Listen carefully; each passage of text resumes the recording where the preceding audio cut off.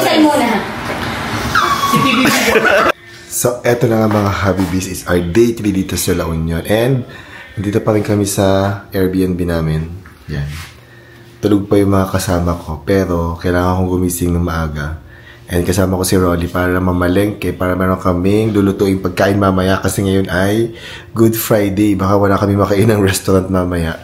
Or baka naman meron, pero mas gusto namin na magluto ngayon dito para meron kaming kakaining lunch at dinner mamaya. And bawal lang kami ngayon. Kaya maghanap kami ng gulay tsaka isda sa palengke ng La Union, San Juan, La Union. So, on the way na kami ni Rolly Boy. Ayan. Si Rolly ang kasama ko kasi taga dito siya sa La Union. And si Rolly din ang kasama ko kasi siya rin yung mahilig magluto sa amin. So, sa kami dalawa yung mahilig magluto. Naisip namin parang masarap kumain ng may sabaw. So, I was thinking maghahanap ako kung meron pwedeng gumawa ng, kung pwedeng meron mabili na salmon belly. Magsisinigang na salmon belly na lang kami. At saka itong pampano, sana meron. And andito na kami sa San Juan Public Market. Yan. Sana meron kami maparkan. Good luck sa parking, Rolly. Let's see. So ano ka na? Isuyuri na natin ang San Juan Public Market. Maghanap tayo ng masarap na kakainin natin. May tayo ng pampano. Maliliit yung pampano nila dito pero okay na. So wala, diba? So kunin natin yung natin. 850 daw. Pinakaubos ko ni ate. Uy, kasi pang sabaw ko lang naman. So maghanap tayo ng gulay para sa ating sinigang. Pata ng mga fresh. Ay, naman ako kumain. May magkano kang ko? Ano ka? Kako pa ta na? Magkano?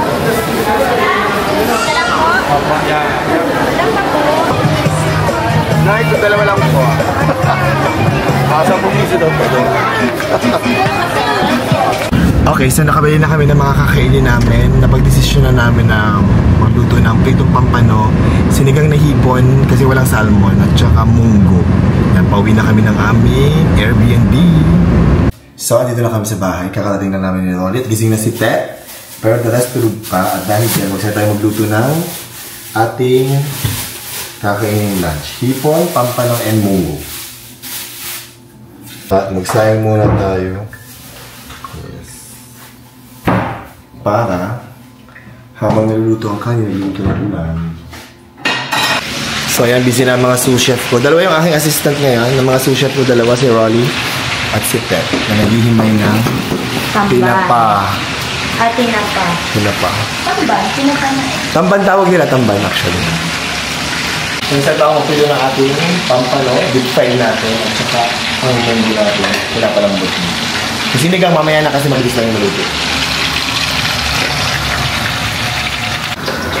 At ito na ang ating pampano. Malapit na maluto ang sinigang tapos munggo gagawin ko na.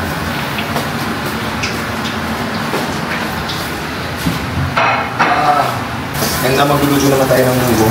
Mag-isa na tayo ng luya, bawang, sibuyas. Lagay tayo ng tinapa sa ating munggo. May lasang fish. Kaya ngayon ay mahal na araw. Lagay tayo ng tinapa. At eto na nga mga Habibis, kakain na tayo. Luto na ang ating mga food. We have fried pampano. And then we have the ginisang munggo na may tinapa. Yan. And ang ating sinigang na hipon. Yes! Wow! Grabe! Dahil dyan, kakain na tayo guys. Let's eat! Let's eat! Ama, let's eat! Kakain na kami guys. Kain tayo. Mapugi ni Rolly. Bumali din kami ng mangga at saka saging. Para meron kami prutas. Asa yung mangga? Yung mangga nilagay natin dito sa freezer para malamig. Yes, para malamig. Para masarap. Mamaya natin kakainin after dessert. Let's eat guys! Come on! Let's eat! This is how you eat lunch in San Juan, La Union. Isang resign muna.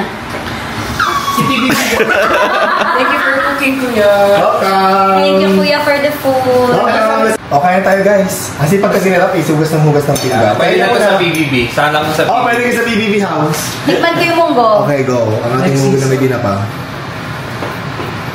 Masarap po, sir. First time kung tumikim ng may tinapa. At talaga, yan yung pares ng mga munggo. Oo, diba? Nilalagay mo sa munggo tinapa. Can I have some spoon? Lagi kasing buto-buto. At dahil bawal ang karne ngayon, tinapa. Bawal ang karne ngayon, guys. Kaya tinapa kami namin. Munggo na tinapa.